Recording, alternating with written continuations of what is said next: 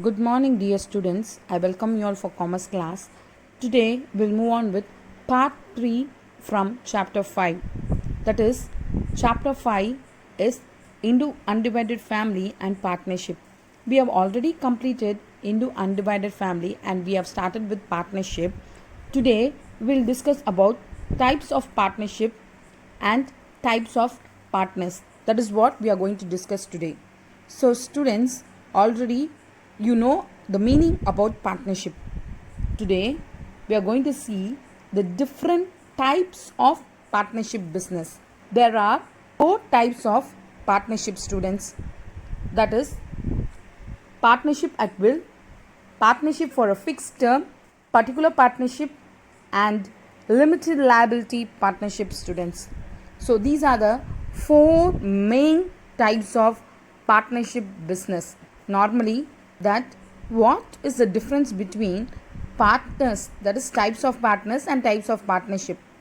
When partners combine together in order to start a business, that business is termed as partnership business. So this partnership business, when they're running out the partnership form of organization, there are partnerships of different forms. So that is what we are going to see. The first one is partnership at will. Will means wish. According to their own wish, they are starting the partnership form of organization. This partnership firm is formed to carry on business for an undefined period. So this is termed as partnership at will. Undefined period means they will not specify how long they will carry on the business. So when they wish, they will dissolve the firm. That is what partnership is at will. In other words, no time limit is specified for the continuance of the firm. So, students, they will not specify any time limit for the business to proceed or business to end. It is to be dissolved when a partner gives notice of his intention to dissolve the partnership. So, with the notice, they can dissolve the firm.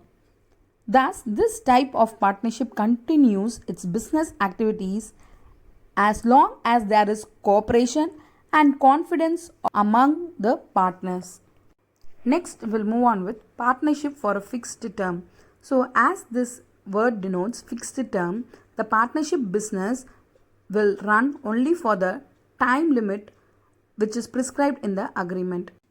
When the partnership is formed for a definite period of time, it is known as partnership for a fixed term. So, normally, the partnership will come to an end on the expiry of the stipulated period. But if the business is continued even after the original fixed period, it automatically becomes a partnership at will. As such, it will be terminated at the will of any partners giving notice of his termination or of his retirement. Students, when duration is specified in the agreement, so that is termed as partnership for a fixed term. Here I have given you a format of partnership agreement. The last point which is prescribed in this agreement, that is duration of agreement. So date, year, the month, everything will be prescribed for how long this partnership will prevail. Hence, on the expiry of this term, normally the partnership business will come to an end. Next is particular partnership. When partnership is formed to carry a particular venture or a business of temporary nature, it is called particular partnership. That is, when two persons enter into an agreement in order to form a partnership to complete a particular building, like constructing a house or constructing a dam or constructing a bridge. So after that construction gets over, normally the partnership will come to an end. That is termed as particular partnership. Before the completion of a venture, the partnership will not come to an end. Next, about limited liability partnership. So this kind of partnership is very popular in the service sector and in the small scale business enterprises. Limited liability partnership means not like unlimited liability. It is different from unlimited liability, where paying the debts of the firm, only the assets of the business will be utilized and not the personal properties. It is prevalent among popular professionals such as cost accountants, company secretaries, chartered accountants, lawyers, architects, engineers, and doctors. For students, limited liability partnership is available in countries like USA, Singapore, Thailand, and UK. It came into existence in India since 2008. These are the four types of partnership, students. Once again, I will tell: partnership at will, partnership for fixed period of time, particular partnership, and limited liability partnership. I think so you all have understood properly. Next, we'll move on with types of partners. There are 8 types of partners in partnership, students. First, active partner, sleeping partner, nominal partner, secret partner, partner in profit only, partner by estoppel, partner by holding out, and minor partner. This is very important question, students, so listen carefully. First type is active partner. A partner who takes an active part in the conduct of the partnership business is known as an active partner. So, a person or a partner who is very active in the business is known as active partner. Though every partner is entitled to manage its affairs, all may not do so. So, this active partner will always be working in the firm, very actively working and doing all the duties in the firm, taking care of all the activities in the firm. So, such type of a partner is also termed as working partner or managing partner. Next type of partner is sleeping partner or dominant partner. From the word, you can understand that you will not take active part in the partnership firm of organization. Such a partner contributes capital and shares in the profit or loss of the firm, but does not take part in the management of the business.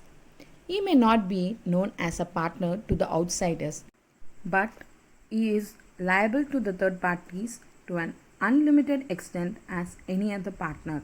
So, this partner is known as dormant partner or financial partner, since his part is only contributing capital and not taking part in the business.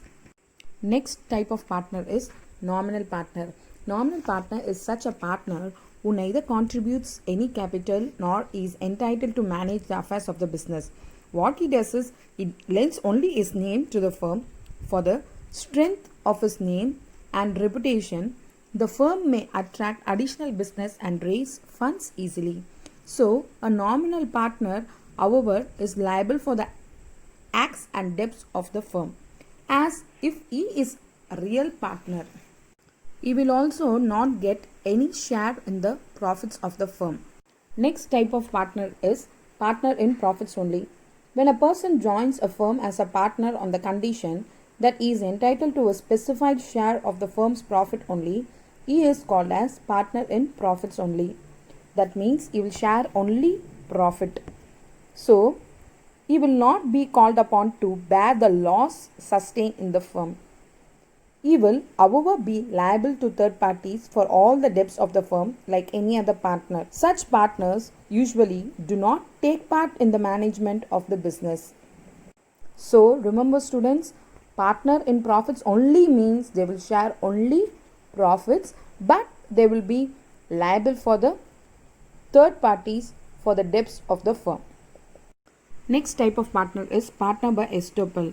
Estoppel means that the person will not be really a partner in the partnership form of organization, but he will represent himself to others as though he is a partner of the firm, even though he is not a partner.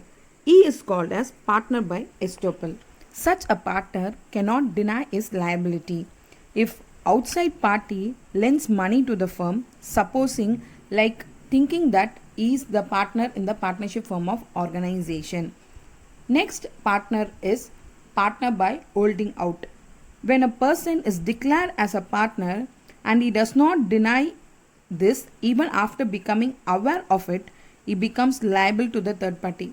That means, suppose if somebody, that is the outsider, that is the third party, when they think that this person may be a partner in this partnership form of organization, So when they are declaring that person like that in such a way, that person has to deny it at once.